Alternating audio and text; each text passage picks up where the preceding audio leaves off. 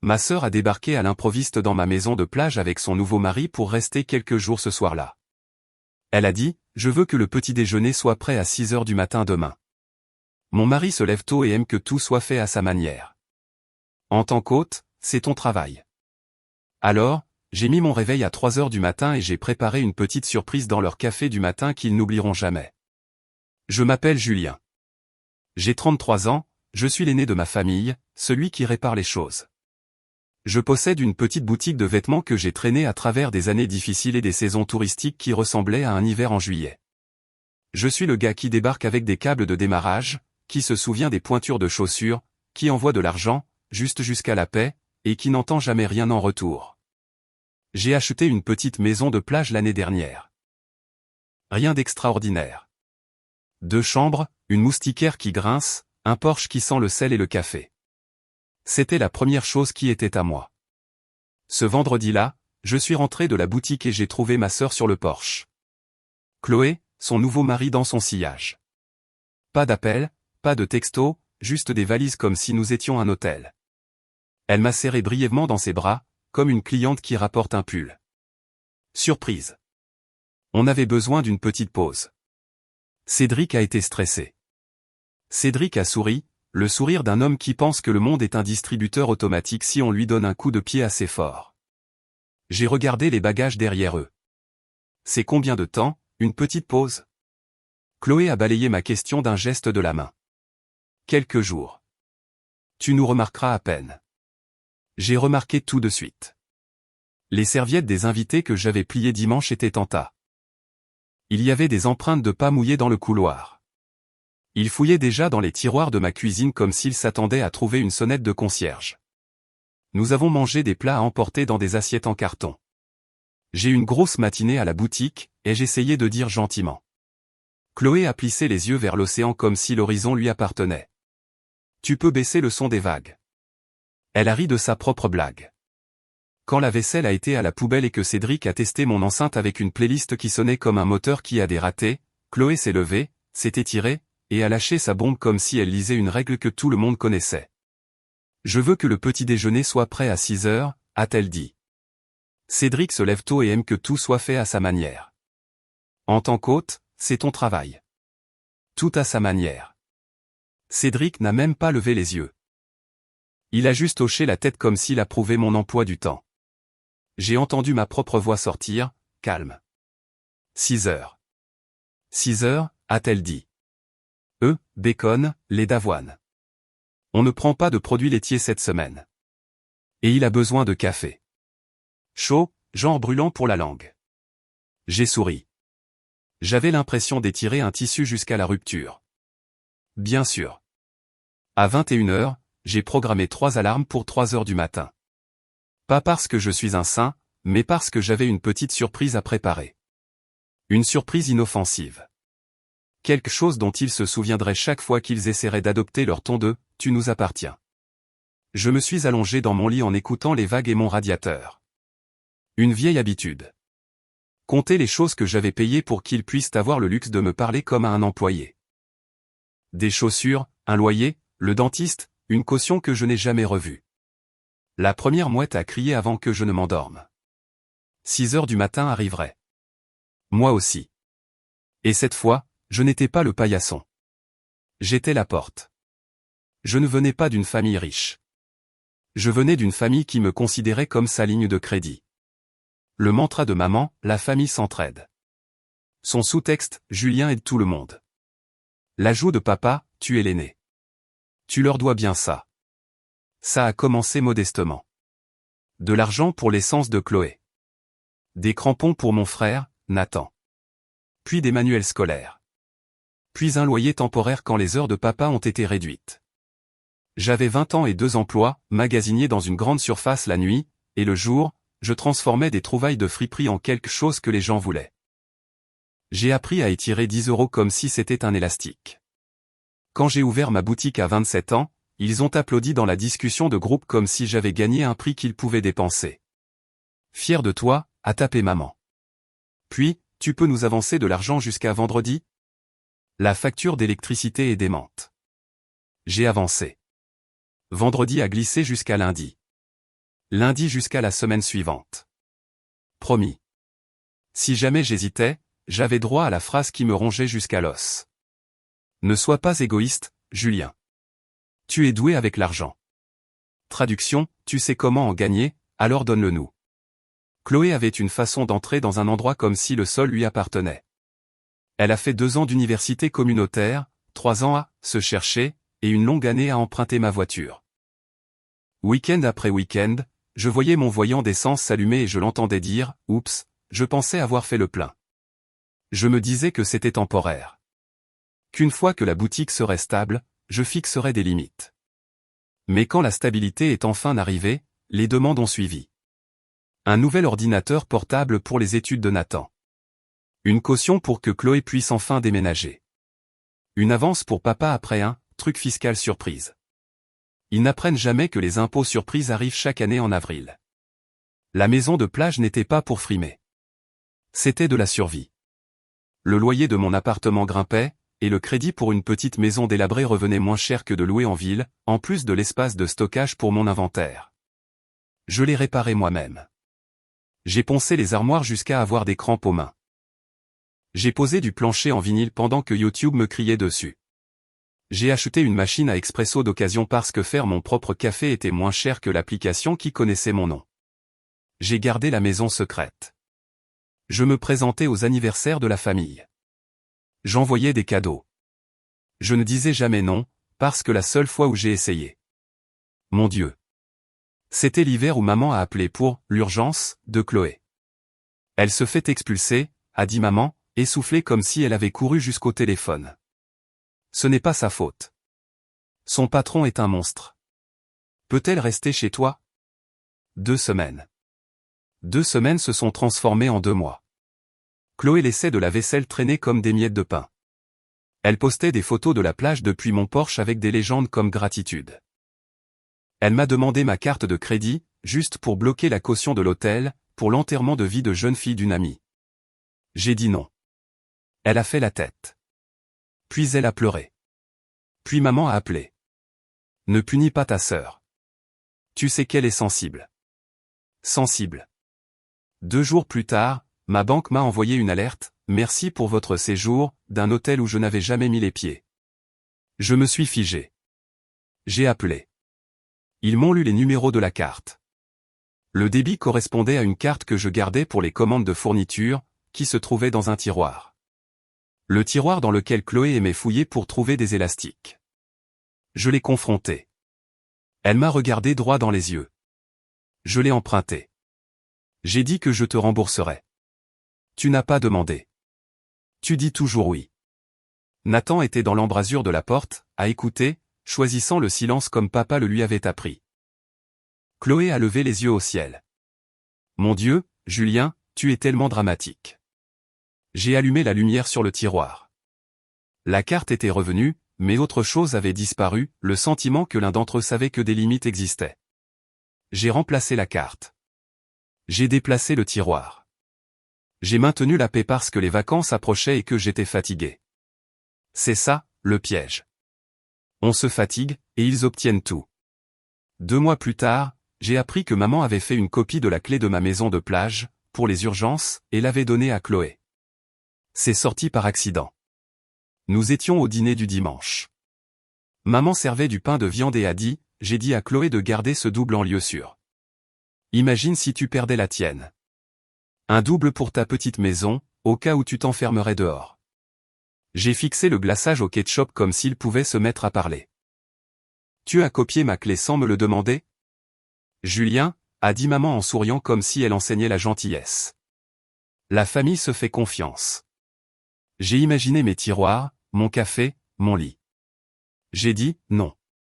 La famille demande. Ne sois pas mesquin, a dit papa, sans lever les yeux du match. Tu es si rigide. Ce soir-là, j'ai conduit pendant 1 heure jusqu'à la maison de plage et j'ai changé les serrures. Chloé a fait exploser mon téléphone. Hilarant. J'étais enfermé dehors avec Cédric. On a dû prendre un motel. Tu me dois de l'argent. Je n'ai pas répondu. J'ai mis mon téléphone en mode avion et j'ai dormi 10 heures. La semaine suivante, Elle s'est excusée d'une voix qui me disait qu'une deuxième faveur allait arriver. C'est arrivé. On pourrait utiliser la maison pour un week-end? Juste nous. On ne te dérangera pas, non, ai-je dit. C'était une phrase complète. Je me suis à peine reconnu. Elle a fait un bruit comme si elle avait mordu un noyau d'olive. Waouh! Après tout ce que j'ai fait pour toi. Comme quoi? Tu sais bien. Un soutien émotionnel. Nous sommes une famille. J'ai raccroché, la sueur perlant sur mon cou. Dire non, c'était comme soulever une caisse que je pensais plus lourde. Mais maman a appelé. Papa a appelé. Nathan a envoyé un pouce levé, ce qui est sa façon de dire « je ne m'en mêle pas ». Chloé a envoyé un cœur puis une capture d'écran d'un lever de soleil sur la plage avec la légende « Manifestation ». Ils ont débarqué quand même. 2 personnes, 4 valises, une liste d'attente. Hôte, avait-elle dit comme si c'était mon titre de poste. Petit déjeuner à 6 heures. L'ancien moi aurait fait une liste de courses et avalé l'insulte. Le nouveau moi a mis un réveil. Je n'allais pas être cruel. J'allais être clair. Le café a une façon de tracer des lignes. Et la mienne se faisait attendre. À 3 heures du matin, la maison n'était que mer et craquement de plancher. J'ai pris une douche parce que la mesquinerie n'a pas besoin d'être désordonnée. J'ai moulu les grains, rempli la machine et tiré 2 expressos parfaits dans des tasses que ça ne me dérangeait pas de perdre. Puis j'ai ajouté la surprise, du colorant alimentaire bleu. Quelques gouttes, inoffensives, inodores, du genre que les pâtissiers utilisent pour les gâteaux sur le thème de l'océan. J'ai goûté une gorgée. Bon. Fort. Et quand j'ai souri, mes dents brillaient d'un bleu schtroumpf. J'ai préparé leurs œufs.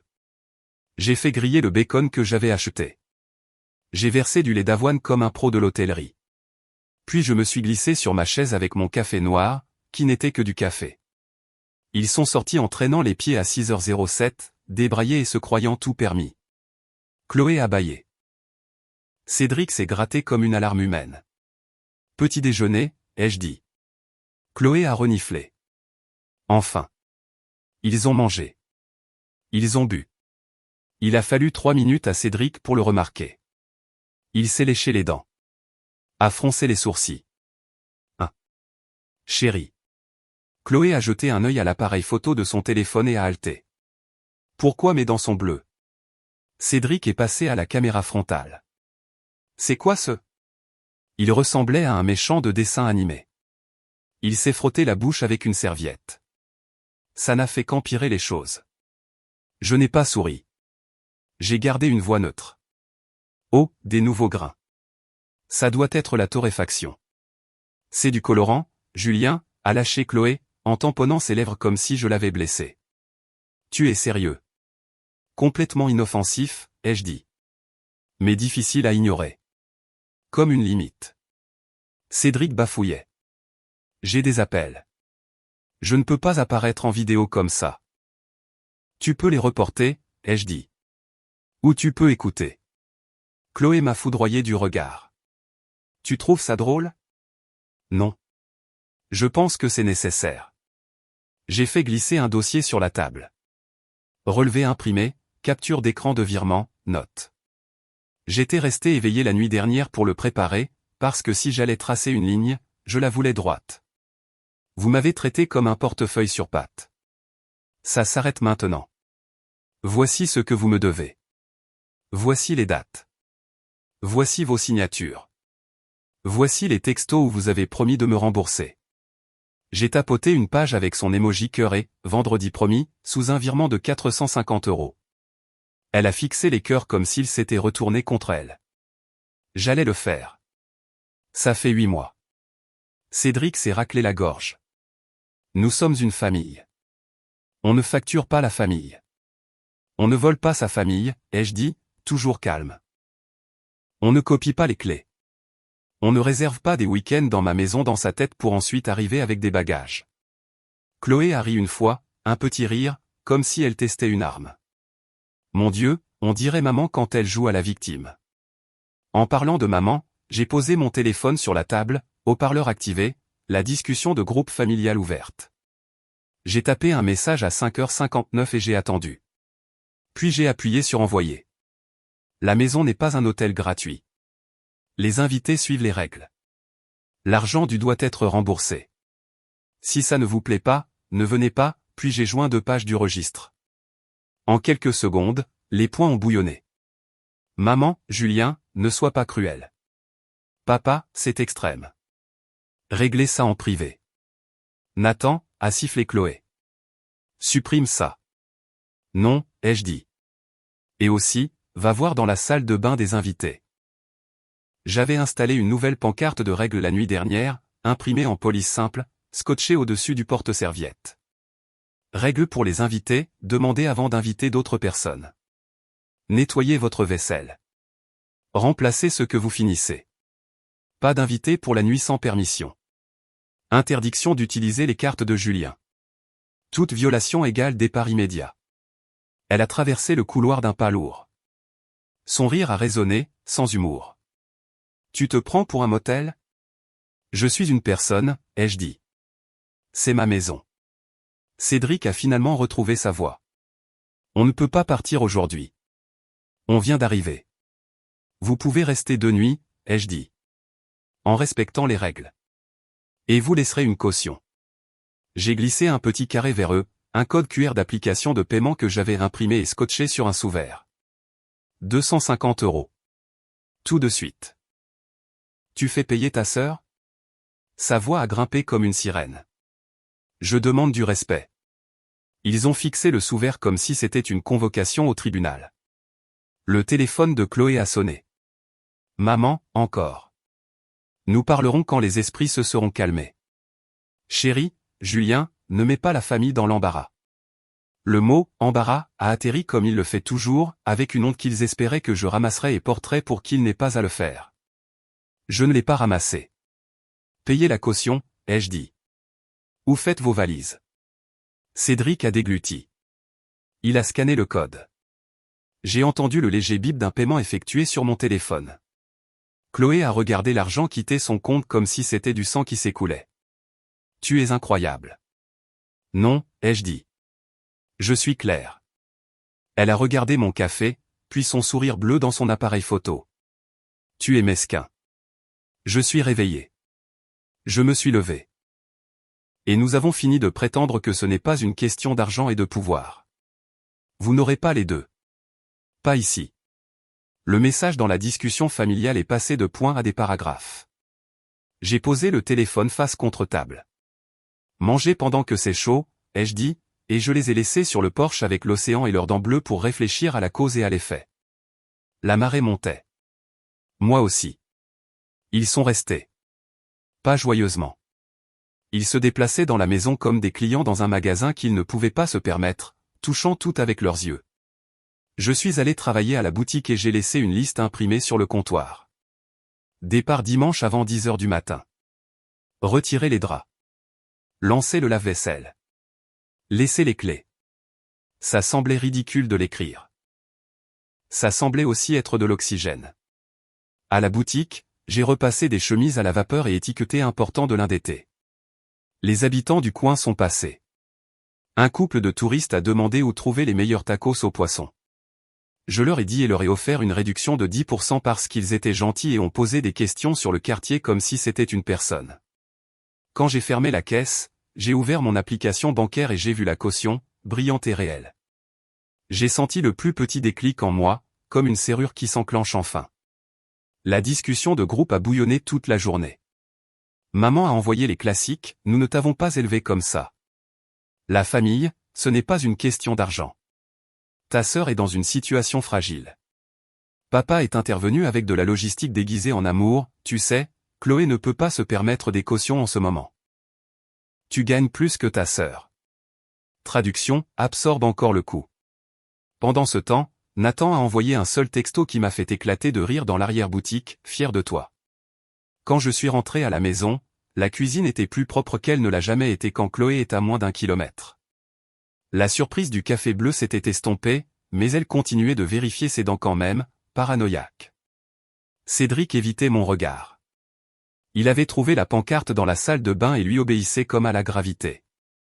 Ce soir-là, Chloé a essayé une nouvelle approche. Elle a frappé à ma porte et est entrée avant que je ne dise « Entrez ».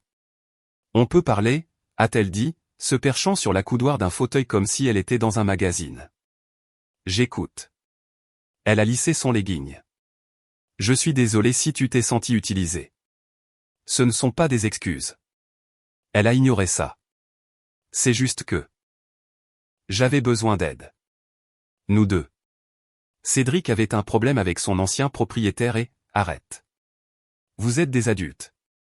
J'ai montré le dossier sur la table. Tu me dois 2200 €. Je ne suis pas ta banque. Rembourse-moi sur 6 mois. 50 € par semaine. Sans intérêt. Manque de paiement et tu ne reviens plus ici.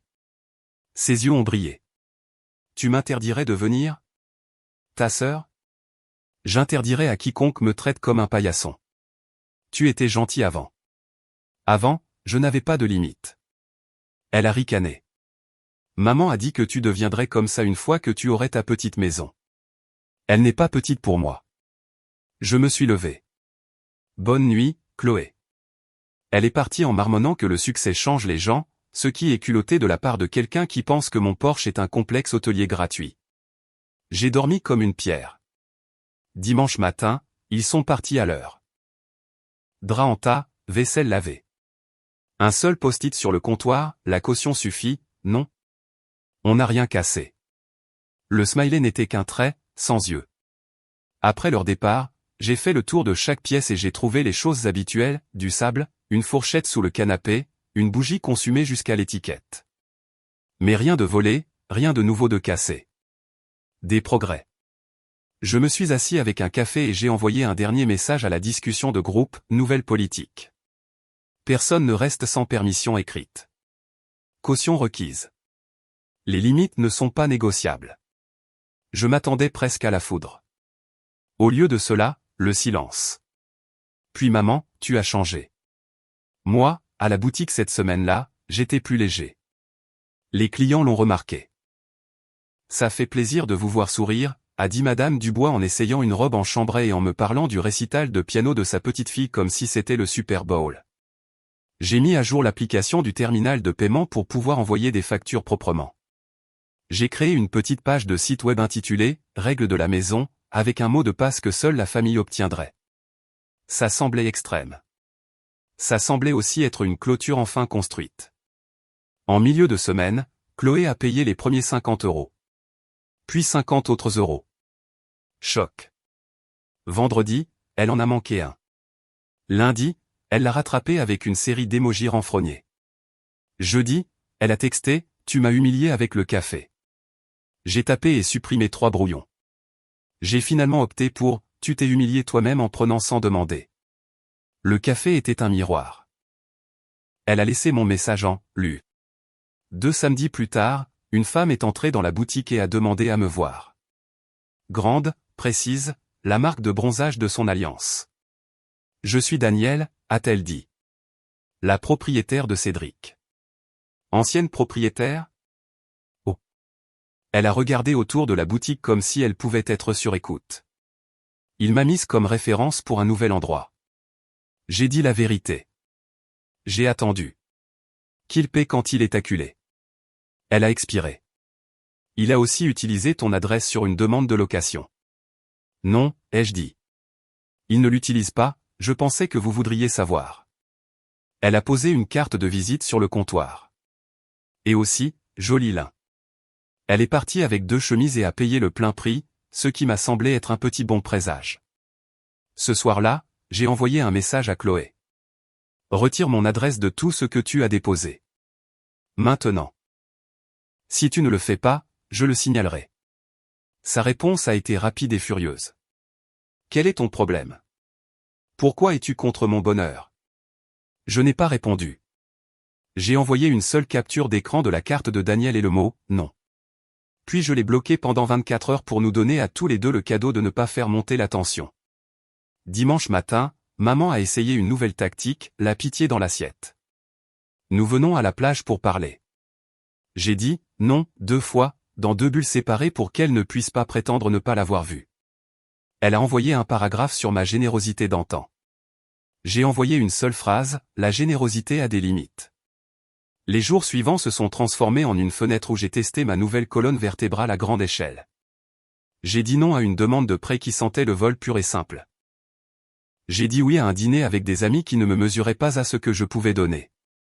J'ai pris une demi-journée et je me suis assis sur mon porche sans attendre que la prochaine crise fasse sonner mon téléphone. Quand les ennuis ont finalement débarqué, ils sont arrivés exactement comme je m'y attendais, de manière bruyante et publique. Chloé a fait exploser la discussion familiale avec un monologue sur la façon dont j'avais changé l'énergie de la famille, en faisant de l'argent une arme. Il a reçu des « j'aime » de 2 cousins qui doivent de l'argent à tout le monde pour du babysitting et un « cœur » de papa, qui adore toute publication qui ne le concerne pas. Puis quelque chose de nouveau s'est produit. Tante Renée, qui ne s'en mêle jamais, a tapé « il a raison ». Rembourser les gens. Laisser sa maison tranquille.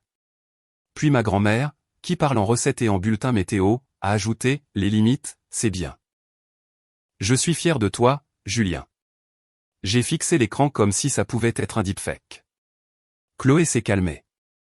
Le plan de paiement a continué, à contre-cœur, mais il a continué. Cédric a retiré mon adresse après que sa demande a été rejetée de toute façon. Maman a essayé 2 fois de plus de me pousser à organiser un 14 juillet en famille chez moi. J'ai dit, seulement si tout le monde paie sa part et nettoie après. Elle a dit, c'est de mauvais goût. J'ai dit, profitez des autres aussi. Elle a envoyé un emoji de soupir assez grand pour couvrir une voiture. Un mardi ordinaire, un couple dans la quarantaine est entré dans la boutique et m'a dit qu'ils avaient fait la route depuis 2 villes plus loin parce qu'un ami leur avait dit, le propriétaire de cette boutique vous traitera comme une personne. Je les ai aidés à choisir une veste pour un entretien d'embauche. Ils sont partis en souriant. J'ai fermé à clé et j'ai marché jusqu'à l'eau et j'ai laissé le vent me gifler le visage jusqu'à ce que ça pique. J'ai réalisé que j'avais gardé les épaules collées à mes oreilles pendant des années. Elles sont retombées. Ce soir-là, j'ai fait du café à 21h juste parce que je le pouvais et j'ai écrit mes propres règles pour ma propre vie sur une fiche cartonnée. 1. Paie-toi d'abord. 2. Réponds quand tu veux. 3. Non est une phrase complète. 4. Les gens qui t'aiment n'ont pas besoin d'être dupés pour te respecter. Je l'ai glissé dans le tiroir où vivent maintenant mes doubles de clés. Il n'y a pas de double de clés pour qui que ce soit d'autre. J'ai dormi la fenêtre ouverte. La maison respirait. Moi aussi. 1 mois après le jour du café bleu, Chloé a demandé à me voir. Un lieu public, sa suggestion, ce qui me disait qu'elle essayait de ne pas jouer la comédie. Nous avons choisi un café tranquille à Deauville dans les terres où personne ne nous connaît comme ses frères et sœurs. Elle est venue seule. Pas de Cédric, pas d'énergie de valise, juste un sweatshirt, les cheveux relevés et un regard que je reconnaissais de notre enfance, quand elle s'écorchait le genou. Une douleur tenace. J'ai fait les paiements, a-t-elle dit. En effet. Je déteste que tu m'aies forcé. Ce n'est pas moi. Ce sont les conséquences. Elle a joué avec le sachet de sucre, le genre de tic qu'elle a quand elle essaie de ne pas pleurer. Maman dit que tu me punis. Je me protège. Elle a hoché la tête une fois, comme si elle l'entendait à voix haute pour la première fois. Cédric a trouvé que le café bleu était génial. J'ai reniflé. Bien sûr que oui. Silence. Puis il a déménagé, a-t-elle dit comme si elle me donnait la météo. Il aimait la façon dont tu étais avant. Toujours oui. J'ai encaissé ça. Je n'ai pas dit que j'étais désolé. Je ne l'étais pas, je t'ai payé parce que je ne veux pas que tu fermes la porte, a-t-elle dit.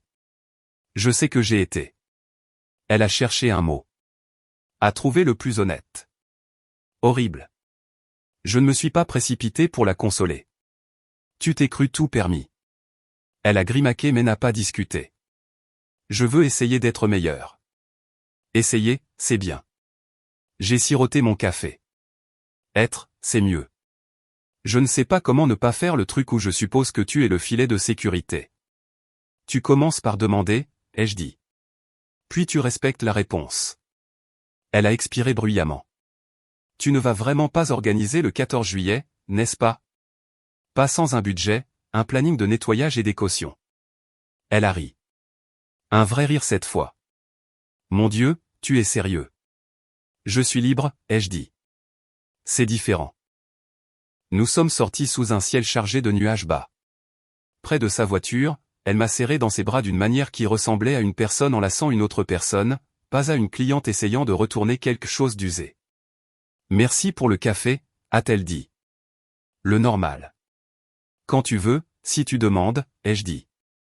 À la maison de plage, j'ai préparé une nouvelle cafetière et j'ai écrit un court post-it que j'ai collé à l'intérieur de ma porte d'entrée pour que seul moi le voie en fermant à clé, je ne suis pas un portefeuille. Je ne suis pas un hôtel. Je suis Julien. Je choisis qui et comment. Maman essaie encore. Elle appelle avec des airs mielleux. On devrait faire un week-end en famille là-bas. Ça nous ferait du bien. Peut-être, je dis. Avec des règles. Elle soupire. Les limites, les limites. Oui, je dis. Mon mot préféré. À la boutique, je regarde un gamin essayer une veste et fourrer ses mains dans les poches comme s'il trouvait un trésor. Son père paie et dit, vous tenez un bon endroit. Je dis, merci, et je le pense plus qu'il ne le sait. La caisse sonne. La sonnette de la porte sonne. L'océan continue de faire ce qu'il fait, bruyant quand il veut, calme quand il veut. Sans excuse. Parfois, je pense à la personne que j'étais, celle qui assimilait l'amour au prêt, qui mesurait sa valeur en service rendu à temps. Il faisait de son mieux avec les outils qu'il avait. Je fais de mon mieux avec de meilleurs outils. Le café bleu n'était pas une vengeance. C'était une limite dans une tasse. Une leçon qui est partie avec du dentifrice avec le temps. Le vrai changement est la partie qui ne s'efface pas. Je ne demande plus à être bien traité. Je l'exige. Je paie mes factures. Je refuse les leurs. Je suis généreux intentionnellement, pas sous pression. Si vous avez été la banque, le canapé, le double de clés, écoutez ça d'un homme qui a appris à la dure, non et l'amour que vous vous donnez. Et quand vous le donnez, les gens grandissent ou s'en vont. Les deux sont la paix.